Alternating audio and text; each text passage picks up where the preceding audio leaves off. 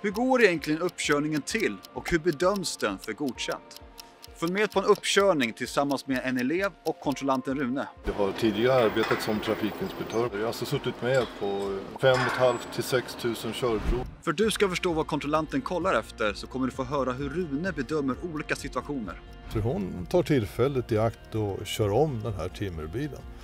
Du kommer få se vilka misstag eleven gör. Vid körfältsbyte så gör hon saker och ting i fel ordning. Du kommer få se vad eleven gör rätt. Men överlag så gör hon den här backningen faktiskt bra. Och till slut kommer du få se ifall eleven blir godkänd eller underkänd. Häng med!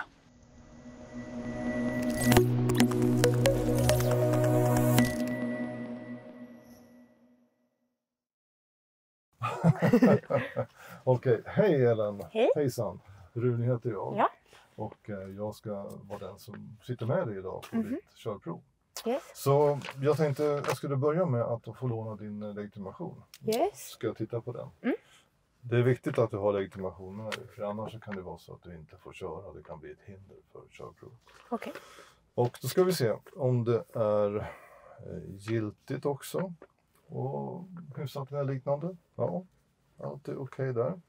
Jag kommer fylla i dina uppgifter sen, namn och personnummer och liknande.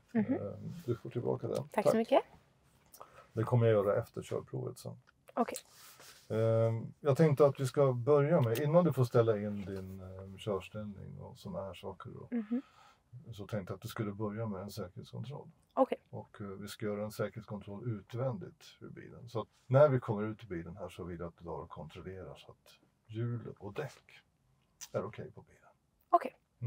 Då ska vi gå ut. Yes.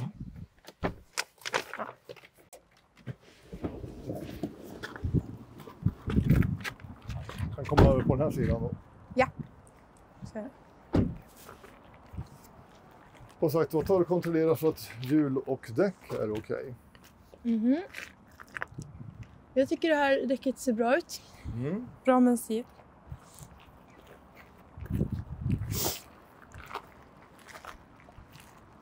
Det här däcket ser också bra ut. Och de ser ut att vara bra pumpade.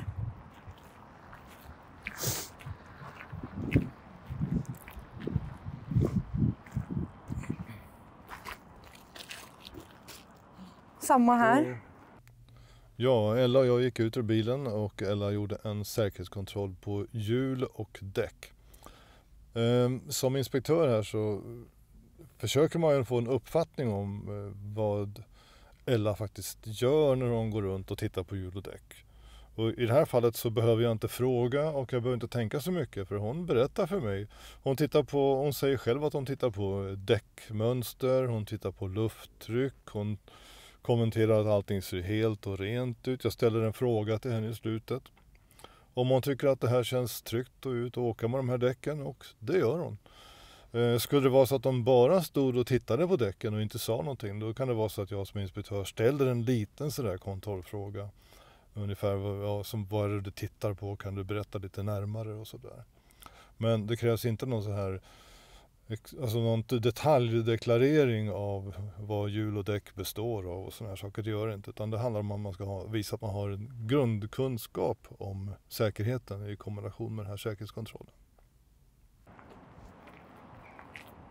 Ser det tryggt ut tycker du? Ja, jag tycker det ser Och tillräckligt sticker ut. ut i trafik med de här hjulen och däcken? Vad sa du? Det ser tryggt ut att komma ut i trafiken med de här? Yes, det gör det. Ja. Det tycker jag. Okej, Ja. bra. Men då får du sätta dig igen och så får du sätta dig till rätta. Ja, tack så mycket. Det är lite olika från bil till bil och du kanske inte har suttit i just en sån här bil förut. Nej.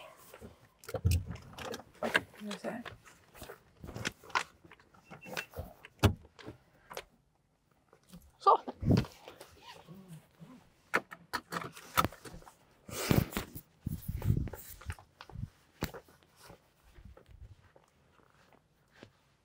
Är det någonting annat du behöver ställa in innan vi sticker ut i trafik, så passa på att göra det på en gång. Ja. Innan vi sätter igång då med körningen så är det förstås viktigt att aspiranten får, Ella i det här fallet, då får tillfälle att ställa in sin förarmiljö som det heter. Och då handlar det om att ställa in stol, kanske speglar om det behövs förstås. Ställ inte in någonting bara för att ställa in, utan ja, men allting är bra, låt det vara så. Men se till att du sitter och ser bra, för det är en grundförutsättning för att du ska kunna göra ett bra resultat på körprovet. Ser du inte i backspelarna när du kör iväg, ja, då är det ju väldigt svårt att egentligen ha någon nytta av dem. Och sitter du som, ja, du når inte fram till pedalerna knappt, eller du når inte ratten och du ser ingenting i innerbackspegeln, då är det också liksom bäddat för att misslyckas i princip på körprovet. Så var noga med att du ställer in ordentligt. Och är du osäker, jag säger det till alla i den här sekvensen också, att är du osäker på hur man ställer in någonting, så fråga inspektören. Var inte blyg för att erkänna att okej, jag har aldrig suttit i den här bilen förut, så att jag vet inte om man ställer in stol, ratt eller speglar och sådär. Så fråga hellre än att köra iväg utan att göra någonting. Här har du nyckeln och så då du kan. Om du behöver ha ström för att ställa in någonting. Ja. Ja, du kan stänga av. Du behöver inte ha motorn på. Det räcker med att du har tändningen på. Yes. Sådär.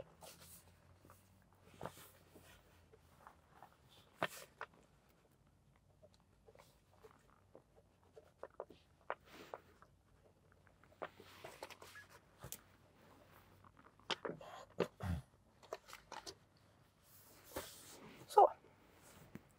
Ja, Då känner jag mig klar. Ja. Jag kom på en sak också. Nu är det här ett pappersprotokoll. Egentligen så har man ju ett digitalt protokoll. Men du ska också få skriva på här. Man måste intyga då att du inte har ett körkort i något annat EES-land, så att du kan sätta dit en namnteckning under rutan.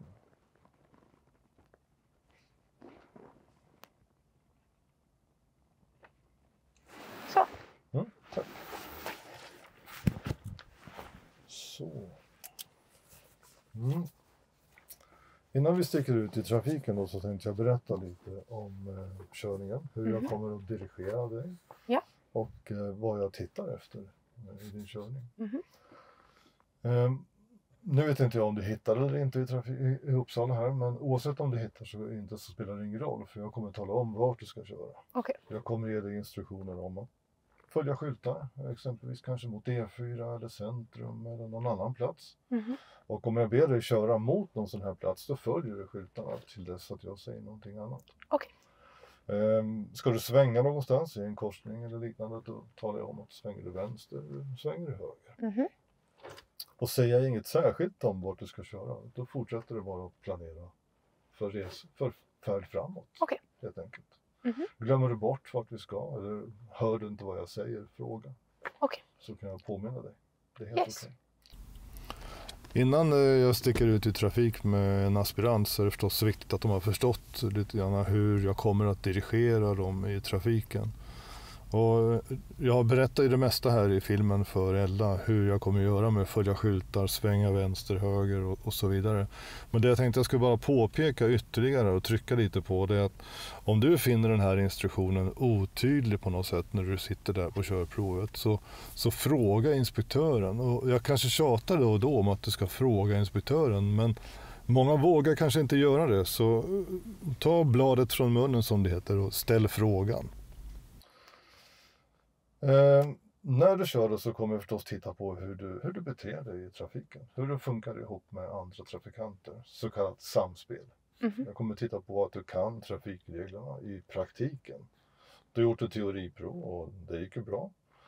Då är det teoretiskt, nu ska du visa att du kan tillämpa dem praktiskt helt enkelt. Jag kommer titta på hur du använder blicken. Att du ser dig för ordentligt och vet var och när och hur och varför som du ska se dig för. När du kör så kommer jag sitta och kryssa lite här i pappret. Och det gör jag bara för att jag bockar om vad du har gjort för någonting i körningen. Så det har ingenting med resultatet att göra. Okay. Så bli inte nervös och tro att nu sitter han och ger mig dåliga betyg i körningen, för det gör jag inte. Okay. Utan resultat och sådana här saker ska du inte bekymra dig om alls. Utan lämna den bedömningen till mig och fokusera du bara på körningen. Okay. Du kommer få köra mellan 25 och 35 minuter. Okay. Och sen när vi kommer tillbaka hit igen då, så kommer du få veta resultatet av körningen på en gång. Toppen. Låter det okej, tycker du? Ja, det låter jättebra. Några frågor, funderingar? Nej, jag tror inte det. Nej, okej. Det känns bra. Då tycker jag att vi tar och åker en sväng. Ja. Toppen. Så du kan ju backa ut och så ska vi köra ut här borta till höger. Ja. Lite information här innan Ella kör upp. Är du själv osäker på om du kommer klara uppkörningen? Riskera då inte bli underkänd utan boka in en körlektion i Trafiko-appen för att se hur du ligger till. Bokar in en körlektion med Trafiko kommer även våra lärare och hämtar upp dig. Och i appen hittar du även all teori du behöver för att klara teoriprovet. Så ladda ner appen idag och kom igång direkt. Nu kör vi vidare.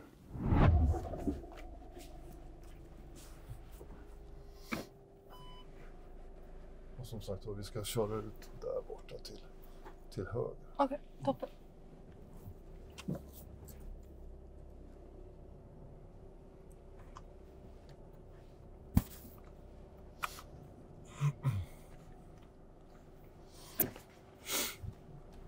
Jag kommer att ha solglasögon på mig.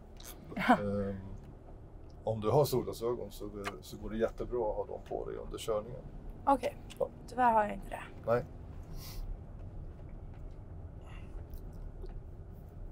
Nu ska du köra ut där och sen tar du höger. Fortsätt åt samma håll som bilen där borta. Yes.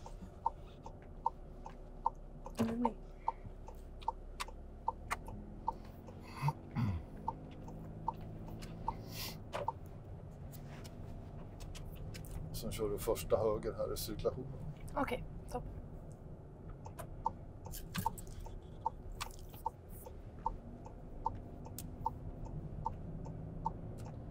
När du kommer till nästa cirkulation då ska du höger igen. Okej. Första utfarten. Yes. Ja, då är vi framme vid en av de första cirkulationsplatserna under det här körprovet. Och det blir ganska många. Om man åker en viss sträcka så blir det ganska tätt med cirkulationsplatser. Och Ella gör det riktigt bra här i början också. Det kommer ett par gående oskyddade trafikanter från vänster i bild och korsar. Och hon uppmärksammar dem, stannar till, släpper förbi dem, ska jag vara tydlig med att säga. Och kör vidare precis enligt boken. Det gör hon rätt bra.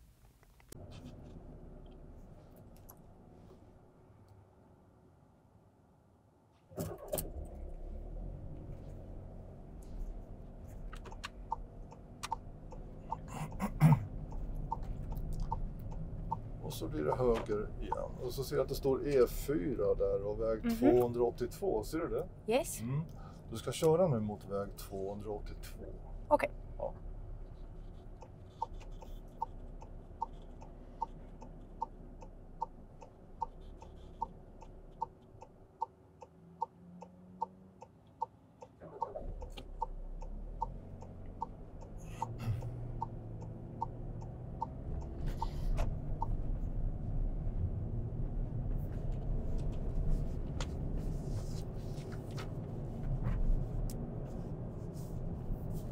Kommer det att stå Almunge också. Väg 282 mot Almunge. Okej. 282 mot Almunge. Ja.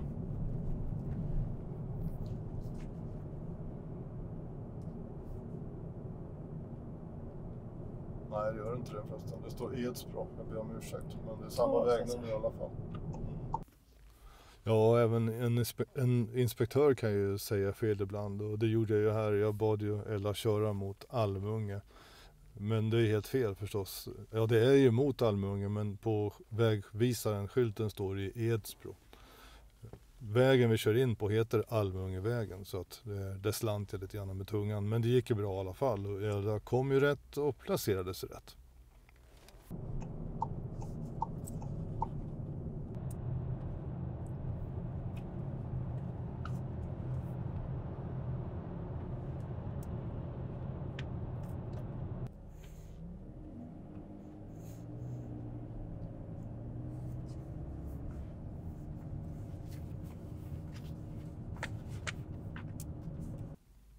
Okej, då har vi kommit in i det som heter Gnista-rondellen i Uppsala och det är rätt så mycket trafik idag. Vi får stå och vänta en stund innan vi kommer in då i själva cirkulationsplatsen. Och när vi väl kommer in där så dyker det upp någonting helt oväntat. Det är en cyklist mitt i rondellen.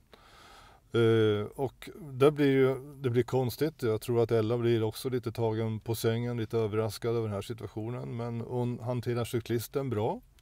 Det gör hon faktiskt. Däremot så kan jag redan här upptäcka en viss tveksamhet i hur hon jobbar med placeringen och uppsikten, teckengivningen och så vidare och samspelet med den trafik som kommer bakom. För Ella hade ju mycket väl kunnat köra in framför cyklisten så fort hon hade passerat den. Men istället så blir de kvar i det vänstra körfältet och agerar lite tveksamt och så. Men jag tänker just där och då att det kan ha att göra med situationen. Det är början på körprovet. Det är en cyklist som har dykt upp som inte absolut hade någonting alls där att göra egentligen. Så jag bevarar ändå det här i minnet så att säga under körprovet för att se lite grann hur det utvecklar sig längre fram.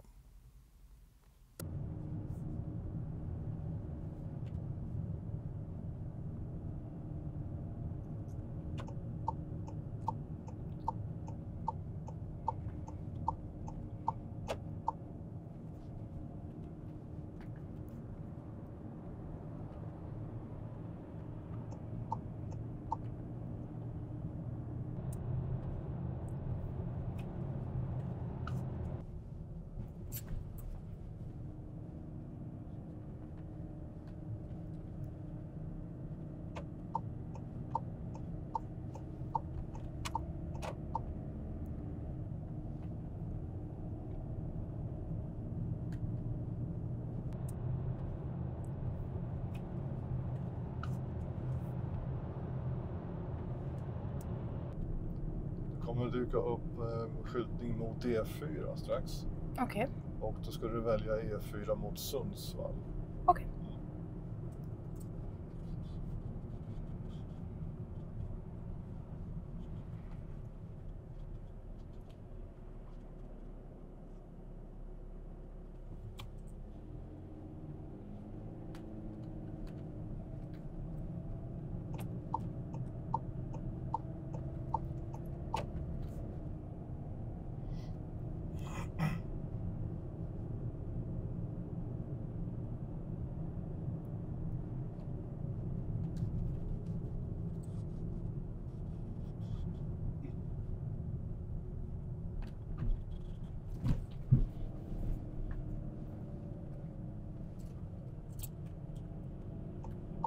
Som sagt var E4 mot Sundsvall.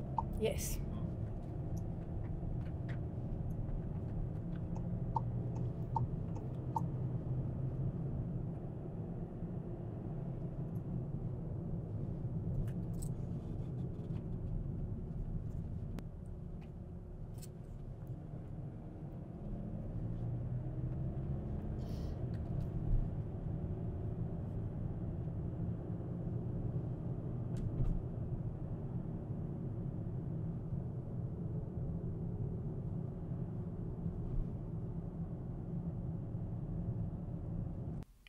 Ja, då har jag och Ella kommit in i en av de större cirkulationsplatserna i Uppsala. Vi är på väg mot E4 i riktning Sundsvall.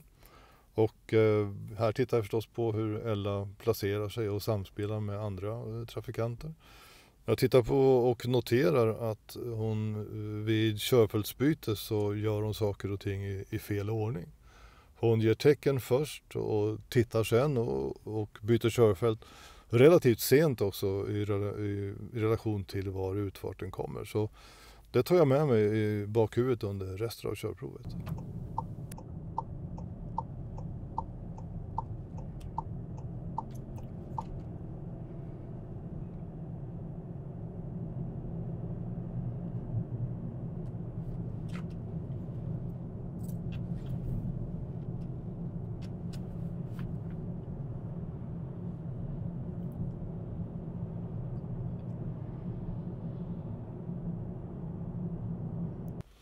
Ja, då är vi nere på påfarten ut på E4 och vi kommer då från en 70-sträcka ut på en 110-sträcka. Och då handlar det om hastighetsanpassning. Jag som inspektör vill förstås se att aspiranten, Ella i det här fallet, drar på lite grann, gasar upp så att hon har en hastighet som är anpassad efter den hastighet som gäller på den väg hon ska ansluta till. Och det går väl lite långsamt så där tycker jag. Hon skulle nog kunnat gasa på lite mera, men utifrån omständigheterna så är det ändå tillräckligt i det här fallet.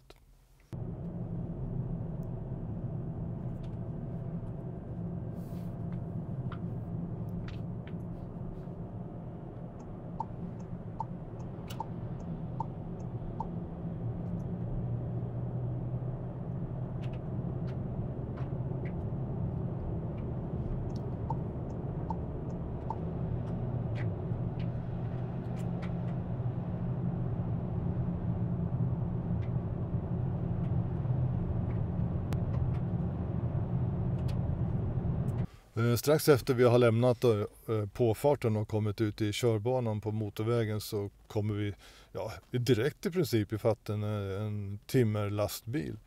Och här gör Ella mig väldigt glad som inspektör faktiskt, för hon tar tillfället i akt och kör om den här timmerbilen. Hon har en bra placering i relation till den, för hon behöver inte köra allt för nära lastbilen innan hon kör om den, och tillfället tillåter henne att hon går ut skapligt tidigt och passar på att gå förbi.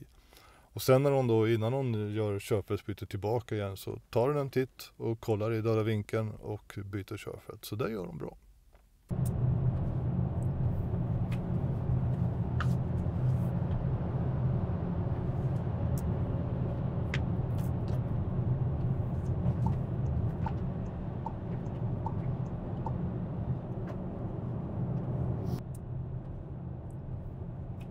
Motorvägskörning har ju mycket att göra med hastighetsanpassning, placering förstås, avstånd till framförvarande fordon, nyfikenhet i backspeglar, sidospeglar, vad har vi den andra trafiken, vad gör de, vart är de på väg och vad ska jag göra i relation till dem.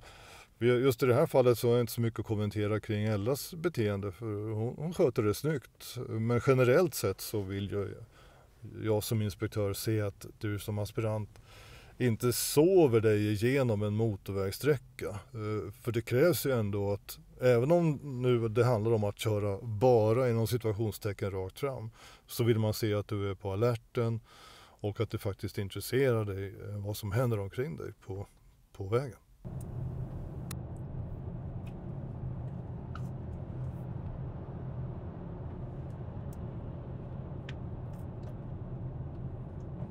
Ja, nu närmar vi oss avfarten mot väg 288 Östhammar. Och när vi kommer fram så här så vill jag ju se hur Ella planerar sin körning, hur hon tänker i relation till de andra som är ute på vägen också. Ett ganska vanligt misstag generellt skulle jag säga, det är att tänka på vikten av att ge tecken, använda blinkers även vid körfältsbyte på motorvägen, alltså inför avfarten.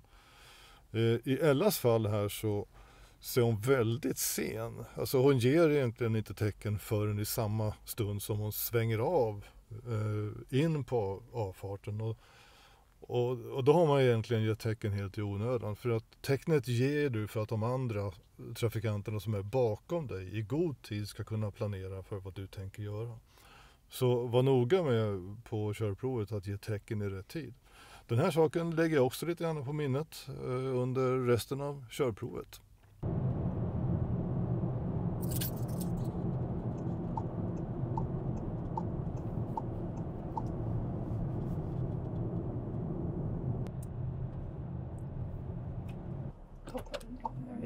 Svänger vi om så här. Så då är vi nere på avfarten på väg mot cirkulationen mot fortsatt resa mot Östhammar, väg 288. Det är rätt så mycket trafik så att det bygger på lite grann, vilket gör att vi kommer inte fram egentligen här. Det är trångt och Ella bör vänta lite grann med att fortsätta framåt tills trafiken rullar på.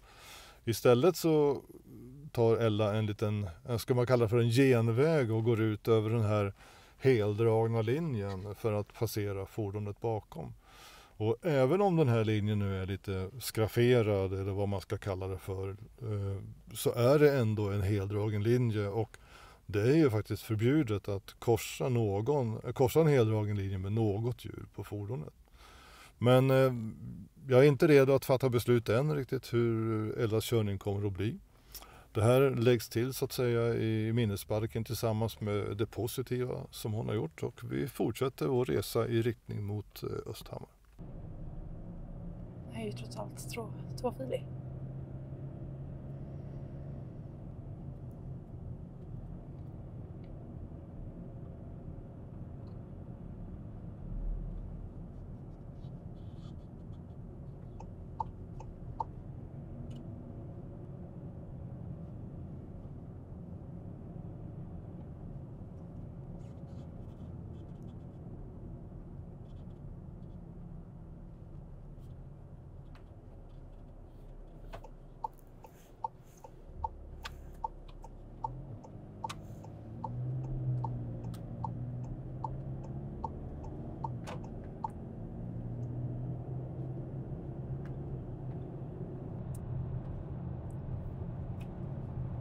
sen tar du om första utfarten höger i cirkulationen mot Uppsala. Okej.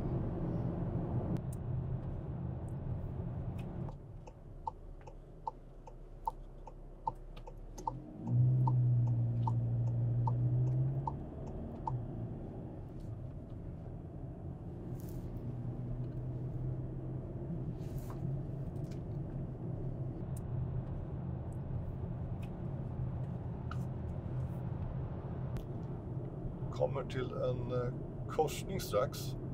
Du ska svänga vänster i den korsningen. Lite efter övergångsstället så kommer du till en korsning. Där ska du ta vänster. Yes.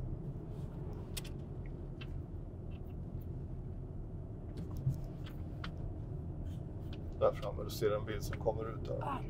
Toppen.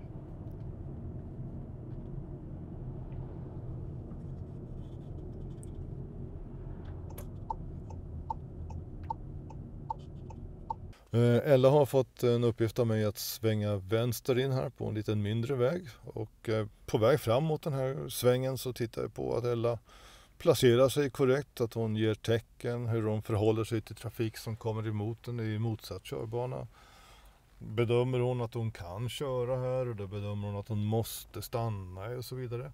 Ella gör den bedömningen att hon kan fortsätta sin sväng och det tycker jag att hon gör alldeles rätt i.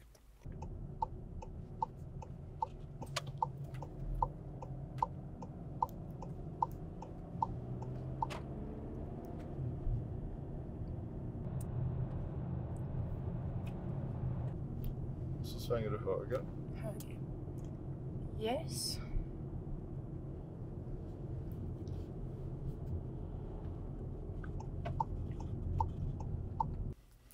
Ja, då kommer vi fram till en korsning med väjningsplikt och jag vill förstås se att Ella uppmärksammar att den har väjningsplikt mot den andra trafiken. Och jag vill förstås se också att hon tar hänsyn till det. Hon visar med sin hastighet och sin placering att hon faktiskt tänker släppa fram trafik som kommer ute på körbanan som vi ska ansluta till.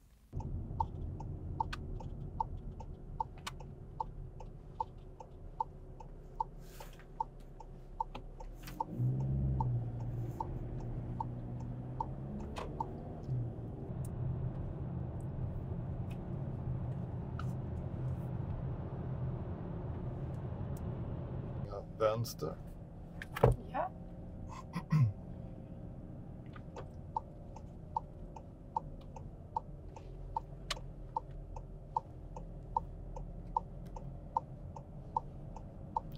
Och så följer vi gatan till höger bort.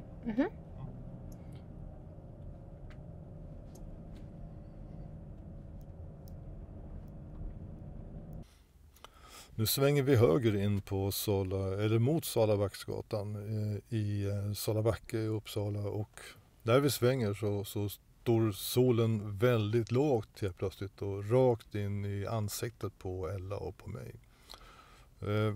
Här vill jag förstås se att man tar hänsyn till siktförhållanden. Siktförhållanden kan vara dimma, det kan vara tungt regn, det kan vara mörker, men det kan också vara solljuset som då lyser rakt i ögonen på det, vilket gör att det är svårt att se. Hur anpassar Ella sin hastighet? Gör hon någonting särskilt? Hon tar ner solskyddet och hon tar det lugnt och hon ser sig för. Så att jag är nöjd med den hanteringen som hon gör. Okej. Så.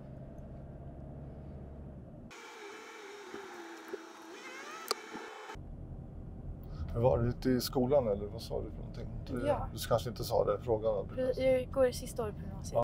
Under körprovet så sitter Ella och jag och småpratar lite grann. Jag är som nyfiken som person, eller snarare ska säga intresserad, så att jag vill ställa lite frågor och se vem det är som sitter bredvid mig under körprovet och sådär.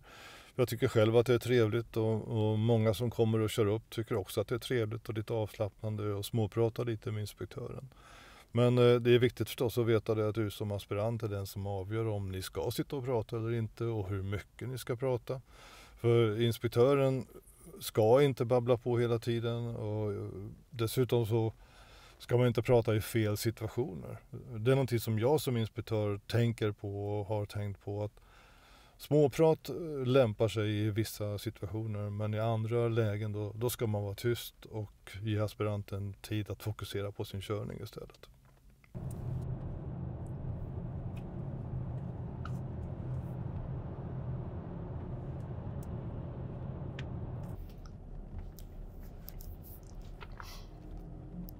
Sen när du kommer ner här lite till vänster så ser du en infart till en parkering. Okej. Rakt fram in där så har du en parkeringsplats. Ett torg med parkeringsplatser på. Okej. Du ska köra in där rakt in. Bra kör. Mm. Ja. Ja, rakt fram här så har vi en parkeringsplats, en parkeringsyta och min avsikt här nu är att låta Ella köra in där och välja en bra plats att parkera på. Men tyvärr så är det mer fullt där inne på parkeringsytan än vad jag först hade räknat med. Så att jag blir faktiskt lite ställd där i den situationen för vad ska jag göra? Ja, jag tänker så här, jag ger i alla fall en parkeringsuppgift så länge så får jag se lite grann hur jag ska göra med den längre fram. Så ska du få parkera och ska se om vi hittar någon plats som är. Ja.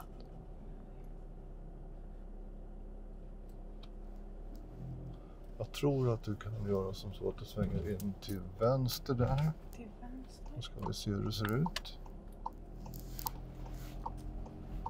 Ja, precis. Och om du stannar till lite här då ska vi se. Det jag tänkte var ju att du skulle ta och backa in bakom den bilen. Det blir lite knepigt för det är inte så mycket utrymme där. Vi har en, fast då får du backa igen. Det var inte så superbra. Vi gör så här ändå då, att du får ta och parkera mellan de här två bilarna in till den vänstra eller den högra. Okej. Och då får du göra så här, du får välja själv om du vill köra eller backa bilen in på Okej. parkeringen. Yes. Och så säger du till sen när du är klar med din parkering. Ja.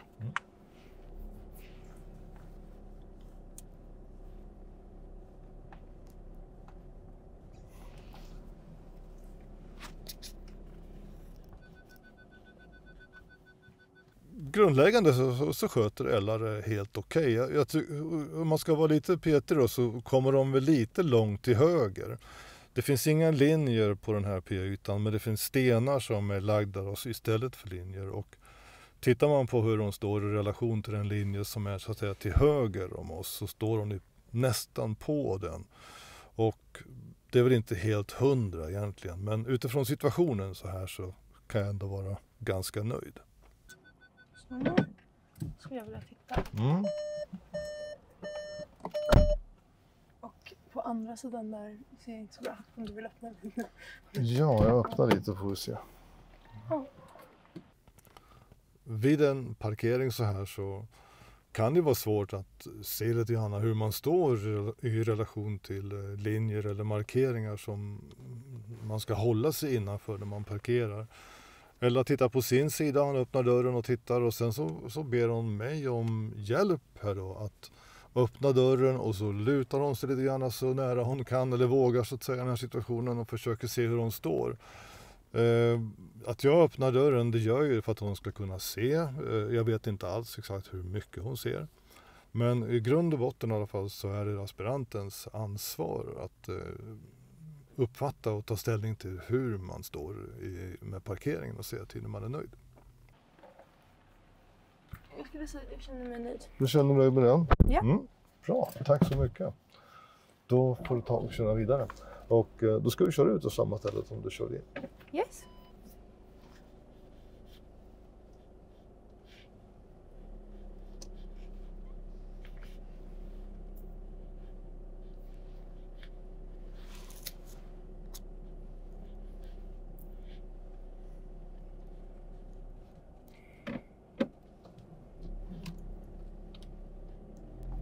Och så ska du köra vänster ut härifrån sen.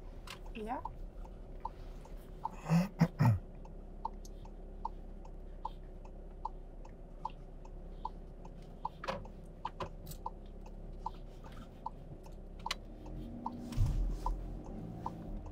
Då har vi parkerat och vi kör vidare. Vi kommer till utfarten från parkeringen och det är annan trafik ute på gatan.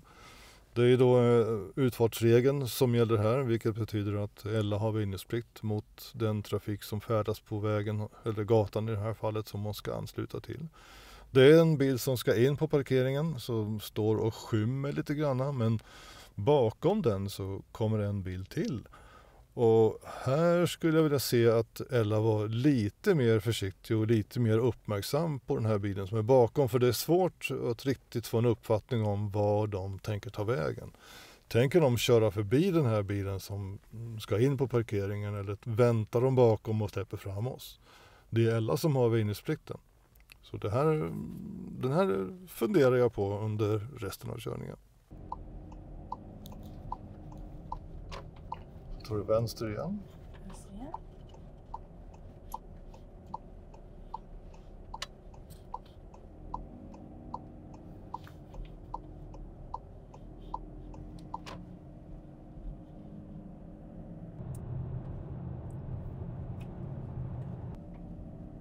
Och så ska du svänga höger igen.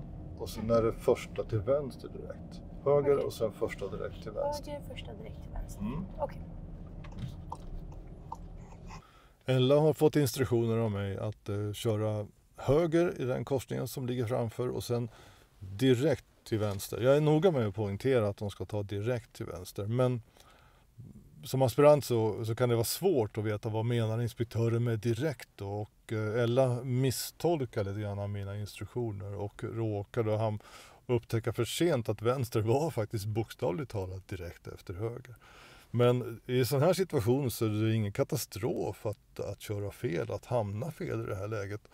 Det viktiga är då hur Ella eller du, när du ska köra upp, hanterar den här situationen. Och kom ihåg då att inspektören sitter inte här och blir arg på dig för att du råkar köra fel, och det är ingenting som i sig leder till underkänt resultat på körprovet.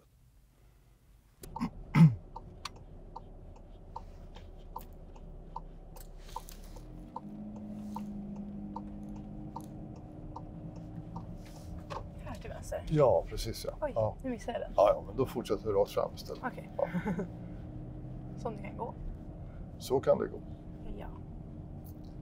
Det finns flera vägar att komma till samma ställe. Det är lugnt. Alla vägar leder till Rom. Precis ja. Så att det kommer en ny gata in till vänster strax, och då ska du svänga in vänster där. Just det, tar jag inte.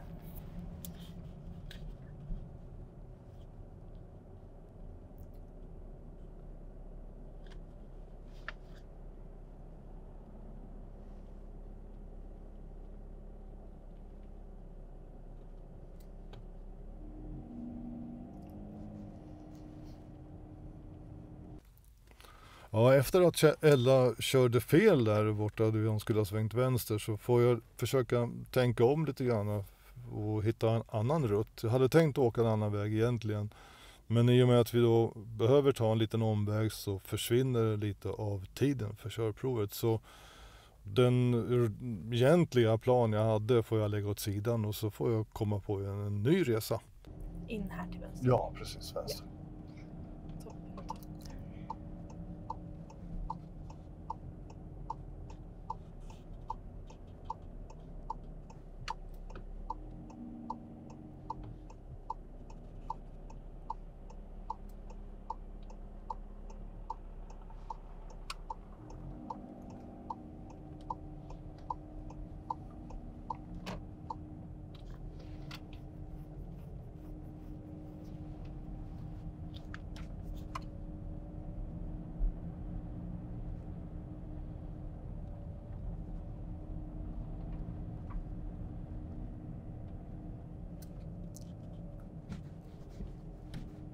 Så svänger du vänster igen. Vänster igen. Det blir väldigt bra på höger och vänster. Va? Det blir jättebra på höger och vänster. Ja, precis. Det kommer liksom... Jag brukar alltid peka och så vänster eller höger, för att den som kör kanske inte har koll på det. Man blir lite nervös ibland och då försvinner det helt. Då gör vi så här, du ska få, om du bara kör in till kanten här lite grann och stannar till, du ska få en ny parkeringsuppgift. Så om, det blev inte så jättebra läge där borta. Nej. För att bilarna stod inte som jag hade hoppats på. Ja. Så nu gör vi så här då. Nu har du ju en eller är det två platser kanske mellan den här stora skåpbilen och den vita personbilen. Jag vill att du backar in bilen där. Ja. Parkerar in till en av de två, du kan välja vilken själv. Okej. Och sen då säger du till igen då, precis som förut när du är klar. Ja, okej. Ja, då ska vi framme vid en till parkeringssituation här. Och när inspektören ber aspiranten parkera så ska du förvänta dig tydliga instruktioner om vad du ska göra för någonting. Är du osäker eller upplever du att det blir otydligt på något sätt, ja då ska du faktiskt vara, jag tjatar lite om det, men fråga liksom, ställ frågor, vad menar du, är det så här du menar eller var det så här du menade? Så ställ frågorna till inspektören så att du inte sitter där och undrar själv medan du kör sen, var det här jag skulle göra eller inte, för då blir du bara osäker. Inspektören ger oftast instruktionerna medan ni står stilla. Men är det så att situationen tillåter så kan man ge instruktionerna vad du ska göra medan ni rullar sakta fram mot den här platsen där ni ska backa eller parkera. I det här fallet då parkera.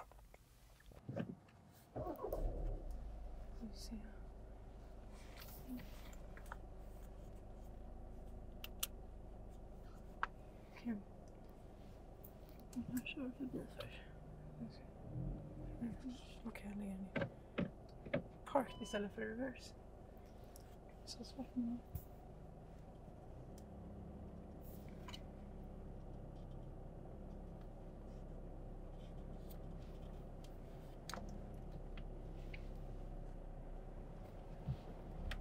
Nu vart det inget bra.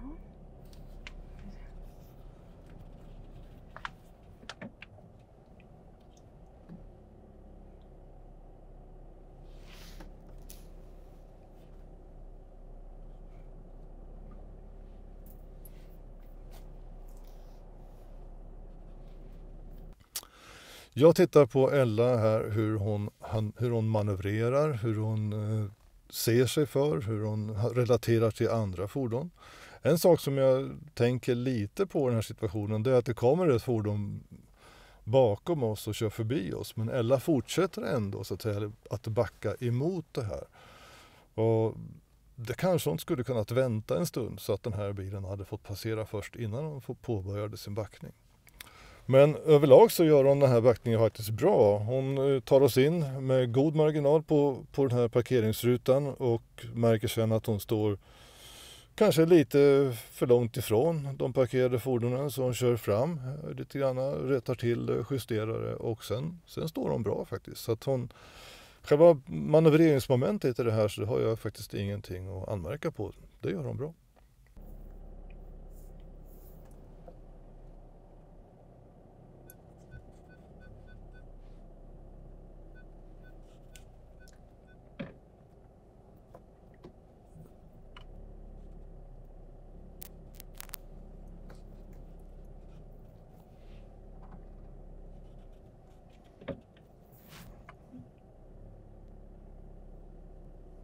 Det fanns backkamera på den här.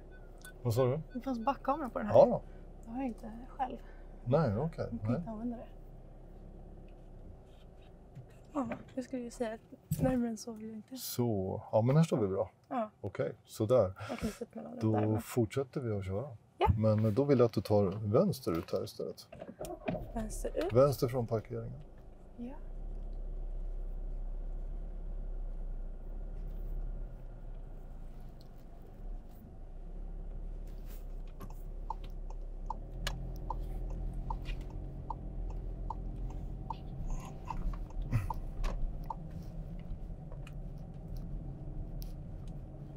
Och så ska du svänga vänster igen. Så. Toppen. Det blir mycket vänster, höger Ja. och sådär nu. Så. Jag har ju ett vänsterstreak. Här var det rött länge tänkte jag precis säga. Vad sa du? Jag tänkte precis säga här var det rött länge. Jaha, Det kan alltid okej. bli grönt då. När man säger så. Har du den tron?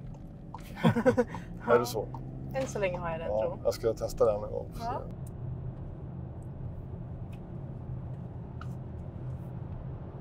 Nu kommer vi fram till en signalreglerad korsning. En korsning som har trafikljus betyder det. Och det är 60 km/h som gäller på den här vägen. Vi har grönt ljus. Alla andra som ska in mot korsningen har rött ljus. Dessutom har de väjningsplikt för vi är på huvudled. Och det jag noterar här det är att Ella tar det väldigt försiktigt. Vi är nere ungefär 30 km i timmen genom korsningen och då sitter jag och funderar lite grann på varför hon kör på det sättet. Samtidigt så är vi på väg fram mot en järnvägsövergång. Visserligen är det en så kallad historisk sommarjärnväg. Det är något som heter Lennakatten som trafikerar den och det gör den bara sommartid. Så här års så finns det inget här, men det kan ju inte Ella ha koll på. Så att, någonstans i bakhuvudet så tänker jag att det kan ha att göra med järnvägsövergången för att de vill vara försiktiga och se sig för och inte ha för bråttom att köra över den. Men jag bär med mig också det här lite grann i tankarna inför resterande körprov.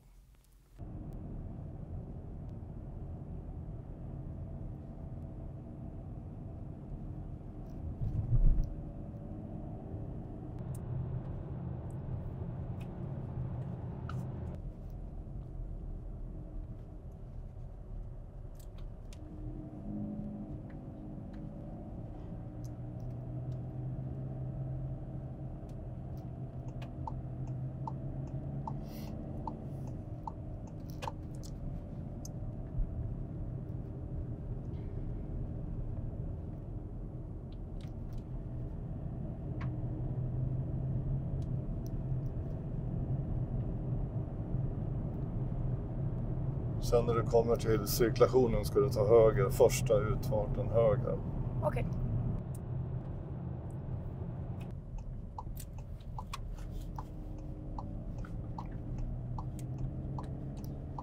Och så ska du vänster, tredje utfarten cirkulationen. Mhm. Ja, nu är vi inne på den allra sista minuten av körprovet. Och på vägen tillbaka nu så går mina tankar fram och tillbaka. Vad har vi gjort tillsammans här, Ella och jag? Eller vad har hon gjort här nu när jag har suttit med henne?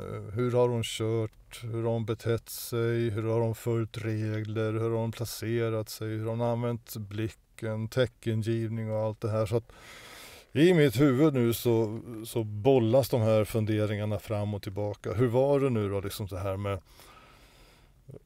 med blicken, pilen, filen, alltså uppsikten, teckengivningen och placeringen och körfältsbytet i cirkulationsplatserna. Hur var det med den här heldragna linjen som hon korsade ute på motorvägsavfarten? Hur var det liksom med teckengivningen på avfarten? Hur är det med de här sakerna egentligen? Det är många saker som jag tänker på nu fram medan vi är på väg att stanna bilen. För att så fort vi stannar bilen då har jag lovat Ella att hon ska få veta resultatet. Så att jag måste ha bestämt mig innan vi kommer fram. Och det här, vissa körprov så är det en mer tuff brottningsmatch än andra att komma fram till ett beslut. Och här sitter jag faktiskt och grubblar lite fram och tillbaka hur jag ska göra. För Ella har ju också gjort några saker som är mindre bra. Men hon har också gjort andra saker som är väldigt bra. Så att jag måste verkligen fundera nu på vad jag ska landa i för beslut.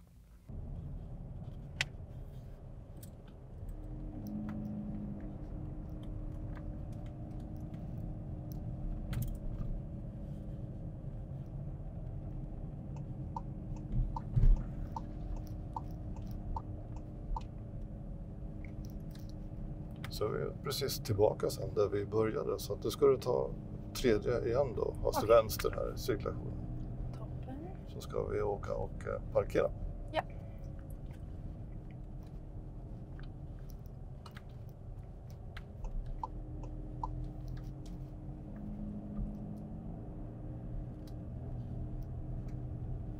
Och du kan svänga in här då och sen tar du höger direkt bort till de här platserna där vi stod från början. Kommer du ihåg vart vi stod ungefär? Ja.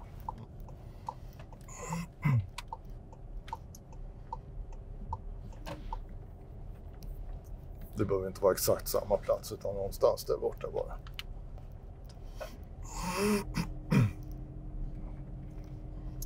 Vart det exakt samma?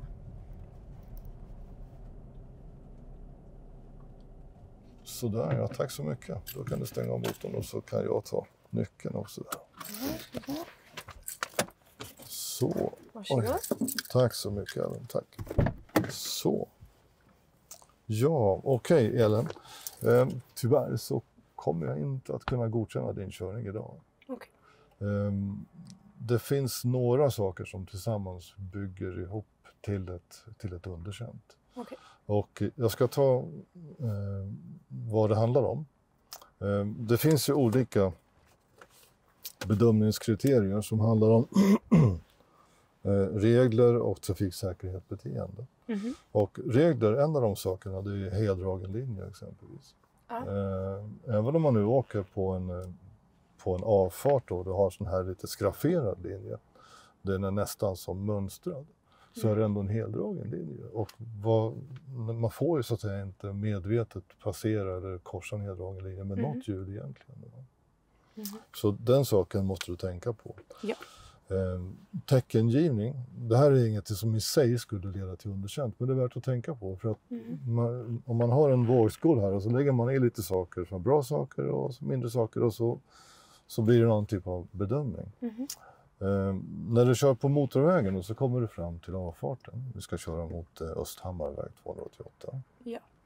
När behöver du ge tecken till andra trafikanter bakom? Vilken nytta har de av ditt teckengivning? Måste ge tidigare. Ja, precis. Nu ger du ju tecken i princip samtidigt som du byter körfältet och det är väldigt sent. Och om man då kopplar ihop det här med teckengivning in i cirkulationsplatser också.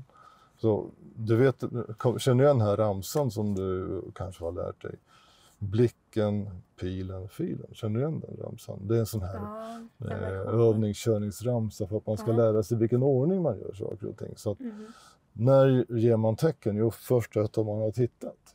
Först så tittar man, sen ger man tecken och sen så byter man till rätt körfält. Ja. Och genomgående idag faktiskt i cirkulationsplatser så ger du alltid tecken först. Oavsett om det behövs eller inte innan du har tittat om det kommer någon trafik. För sen när du gör körfältsbytet, ja då tittar du. Men du ska så att säga egentligen ge tecken innan du tittar. Okej. Och sen har vi en detalj också som placeringar. Oftast när vi kommer in i cirkulationsplatser, om vi har två körfält rakt fram, då ligger det väldigt ut mot mitten av de här två körfälten. Vilket gör att man får en känsla, jag får en känsla av att det ska liksom ligga, att det ligger alldeles för långt till vänster i det här sammanhanget. Så följ ditt körfält till höger istället, så blir det också lite lättare och tydligare för andra trafikanter att veta vad du tänker och vart du tänker ta vägen. Så de här sakerna tillsammans gör att det tyvärr inte blir ett godkänt resultat idag. Okej. Men du gör många bra saker också, så att du ska inte känna dig allt för nedslagen för det här, utan att du får boka en ny tid för ett nytt körprov och så hoppas vi att du ska sätta det den gången. Ja. Har du några frågor eller funderingar kring det jag har sagt nu? Något som du känt det här verkar konstigt eller något som du vill prata om innan vi skiljs åt idag? Nej, jag tycker det känns som en rimlig bedömning. Känner du igen det jag har sagt och de här sakerna? Eller? Ja, det gör jag. Okej. Ja, men jättebra. Tack så jättemycket för att det var trevligt att träffa dig. Tack och detsamma. önska lycka till när du ska köra nästa gång. Ja, precis. Tack så mycket. Tack. Okej, då har jag varit ute och åkt tillsammans med Ella som gjorde sitt körprov idag. Och tyvärr då så blev inte körningen godkänd. Det var, man kan säga så här att Ella gjorde en hel del bra saker i sin körning. Det var absolut ingen katastrof på något sätt. Men det var några saker som tillsammans gjorde att resultatet landade i ett underkänt. Vi gjorde lite olika saker under körningen idag. Vi fick till en skaplig blandning tycker jag av körning. Mycket cirkulationsplatser, det blev en del korsningar. Vi kom ut på motorvägen, både påfart och avfart.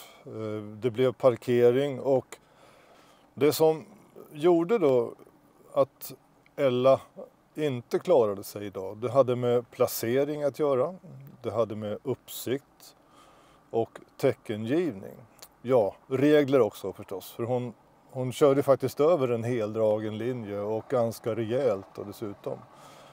Det kanske är så att många inte alltid tänker på det, men den här lite räfflade linjen som finns oftast på motorvägar och på motorvägsavfarter, det är samma som en heldragen linje, och ni vet ju vad reglerna säger, att man får inte med något hjul korsa en heldragen linje. Och här ibland så klart man kan ha lite överseende beroende på situationen, men här hade inte Ella behövt göra det. Hade hon haft lite tålamod och legat kvar bakom de andra så hade vi kunnat passera i alla fall utan att köra över heldragen linje. Uppsikten och teckengivningen, det var ju någonting som hängde ihop då, för teckengivningen, dels var det väldigt sent på E4, vi skulle av motorvägen. Det var helt onödigt att blinka liksom när man precis ändå ska köra av. Då har man ju tappat hela vitsen med att ge tecken. För tecken i det fallet är ju att tala om för de som kommer bakom dig så att de i tid kan planera för vad du ska göra. Teckengivning och uppsikt i cirkulationsplatser och körfältsbyten, då handlar det om att göra saker i rätt ordning.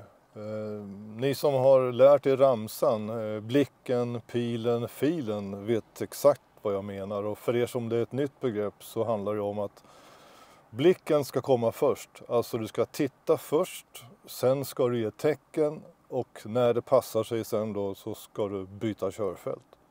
Och tyvärr då så blev det lite fel ordning där för Ella, och det var genomgående, det vill säga det upprepade sig i princip alla sådana här situationer under körprovet. Och tillsammans då så kunde jag inte godkänna hennes körprov.